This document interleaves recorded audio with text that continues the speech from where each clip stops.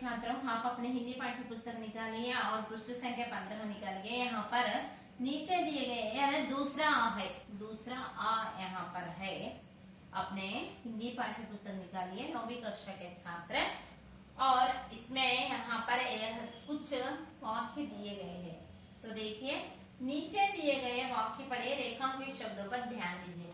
तो यहाँ पर हमें इस तरह के वाक्य दिए गए, और पहला वाक्य देखिए आप बच्चों, हमारे पूर्वजों ने हमें स्वच्छ और स्वस्थ ग्रह दिया। हमारे पूर्वजों ने हमारे पूर्वजों ने हमें स्वच्छ और स्वस्थ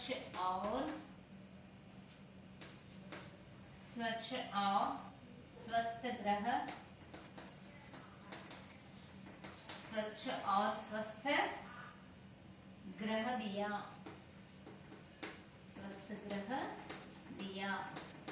यहाँ पर और शब्द। और अब समय आ गया है कि, दूसरा वाक्य देखिए, अब समय आ गया है कि,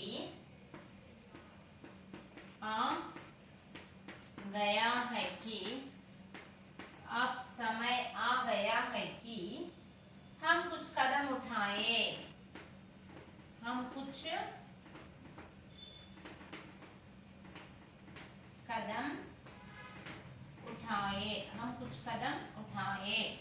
फुल स्टॉप। तीसरा वाक्य,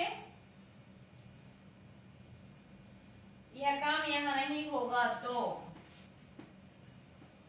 यह काम यहाँ नहीं होगा तो,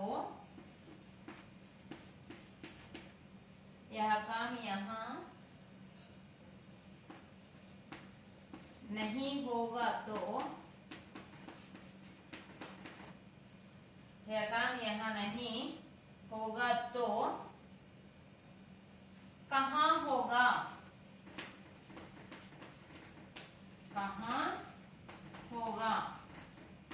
तो। और चारवा वाक्य देखिए,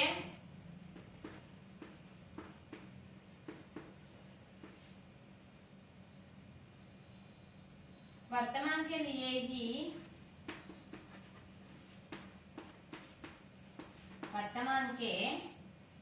लिए ही नहीं, बल्कि इसकी माने क्या है? काकुंडा। बल्कि भविष्य के लिए भी, भविष्य के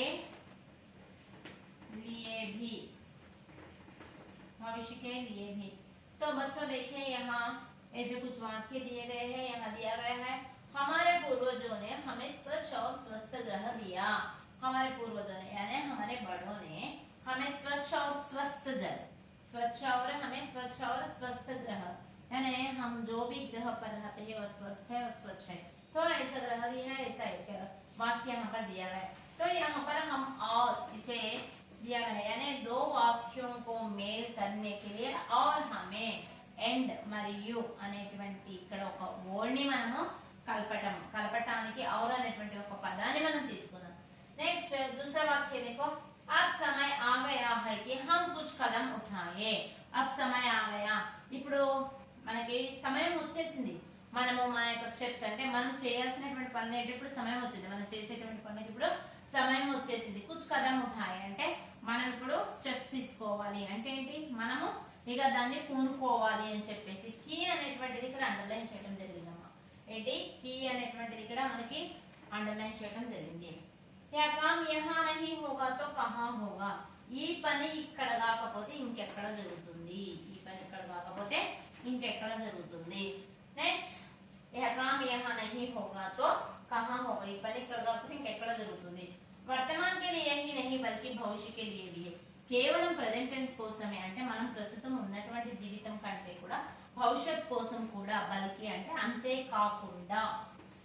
కాకుండా సో మనం ఇక్కడ ఏం చూసాము అంటే यहाँ पर हमने ऐसा आंसर देखा है यार दो वाक्य है, दो सरल वाक्य है, तो इन्हें मिलाने के लिए ये दो सरल वाक्यों को जो हमें एक ही वाक्य के रूप में लिखने के लिए यहाँ पर तो और यहाँ की, यहाँ तो और बल्कि इस तरह कुछ शब्द यहाँ पर लिखा है। रेखाओं के शब्दों में और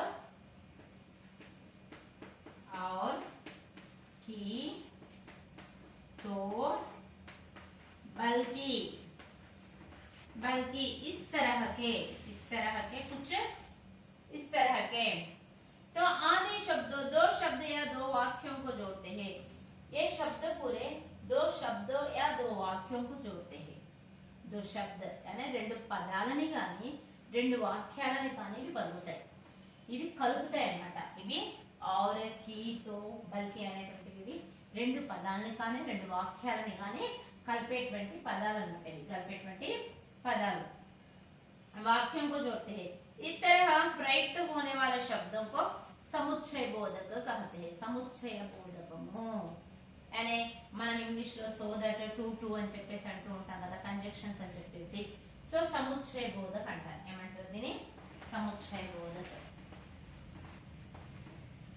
ఏమంటారు వీటిని? సముచ్చయ బోధక అంటారు। ఏమంటారు? సముచ్చయ బోధక, సముచ్చయ బోధకము అంటారు। రెండు పదాలని కానీ రెండు వాక్యాలని కానీ కలపటానికి ఏ పదాన్ని అయితే ఉపయోగిస్తామో మరియు తో, యొక్క, సో ఏదైతే రెండు పదాలని కానీ రెండు వాక్యాలని కానీ కలపటానికి ఉపయోగిస్తామో అలాంటి పదాన్ని ఏమంటారంటే సముచ్చయ బోధకము అని చెప్పేసి అంటారు। ఏమంటారు? समुच्चय बोधकము అని చెప్పేసి అంటారు। नेक्स्ट दूसरा देखिए, अपने 9वीं कक्षा के छात्र अपने हिंदी पाठ्य पुस्तक पृष्ठ संख्या 15 में देखिए। पृष्ठ संख्या 15 में देखिए, इसे समुच्चय बोधक कहते हैं। यानी समुच्चय बोधक कंजंक्शंस इंग्लिश में, सो दैट अंग्रेजी।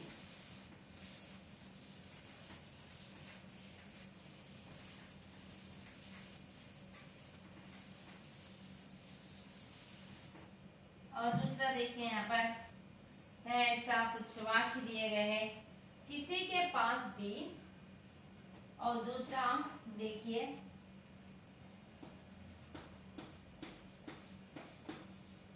किसी के पास भी, किसी के पास भी लड़की के सवालों का,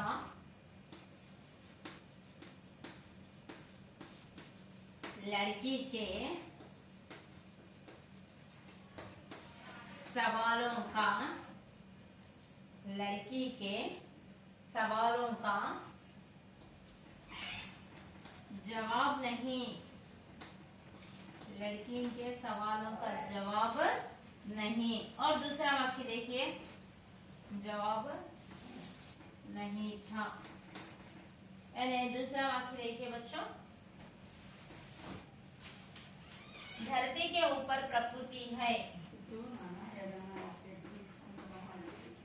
धरती के ऊपर,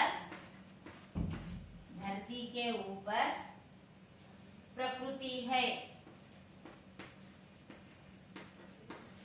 प्रकृति है, धरती के ऊपर प्रकृति है। यहाँ पर ऊपर, यहाँ पर ऊपर। तीसरा वाक्य देखिए,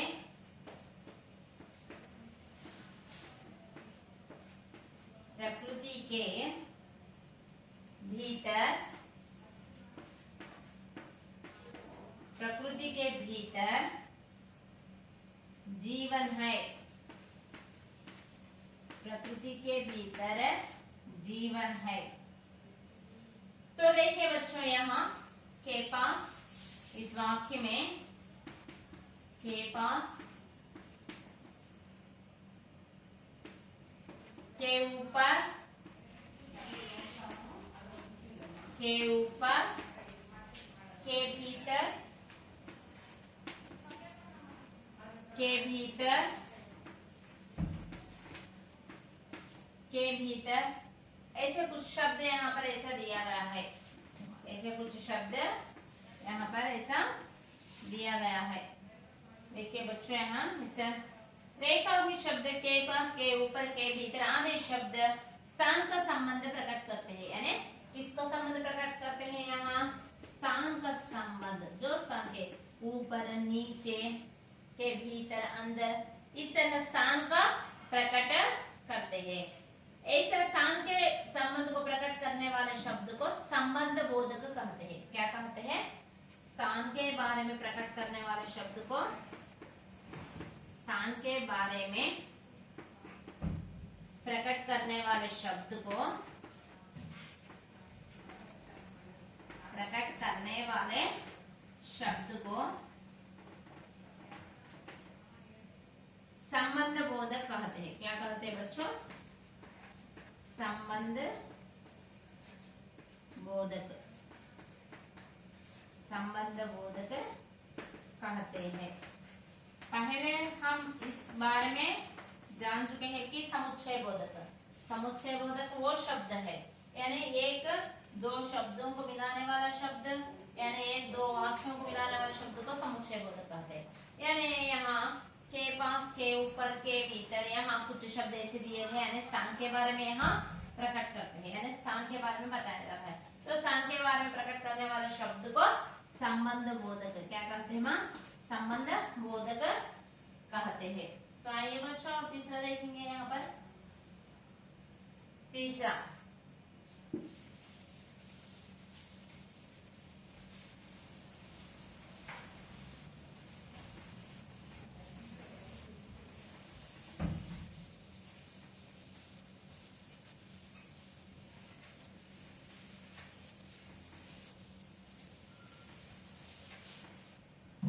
तो तीसरा देखिए बच्चों, यहाँ पर कुछ ऐसा वाक्य है, वाह कितनी सुंदर प्रकृति है, वाह यानी आश्चर्य, वाह कितनी सुंदर, कितनी सुंदर, कितनी सुंदर प्रकृति है, कितनी सुंदर प्रकृति है। और दूसरा, हाय कितना प्रदूषण फैला है, कितना प्रदूषण फैला है, कितना प्रदूषण फैला है। ओ यह क्या हो गया है,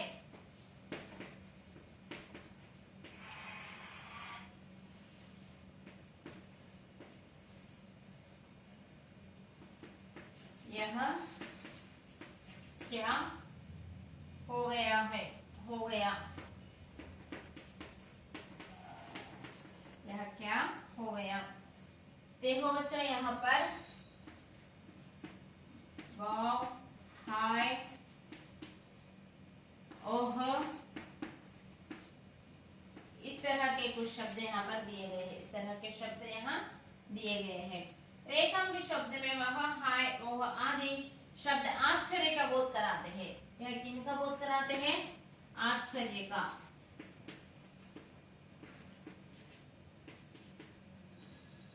आश्चर्य का बोध कराते हैं। इस तरह आश्चर्य बोध कराने वाले शब्दों को कराते हैं। इसे क्या कहते हैं बच्चों? इस तरह आश्चर्य बोधक कराने वाले शब्दों को क्या कहते हैं? विस्मयादि बोधक कहते हैं। क्या कहते हैं? विस्मयादि बोधक, आश्चर्यार्थकम, विस्मयादि बोधक, विस्मयादि बोधक कहते हैं।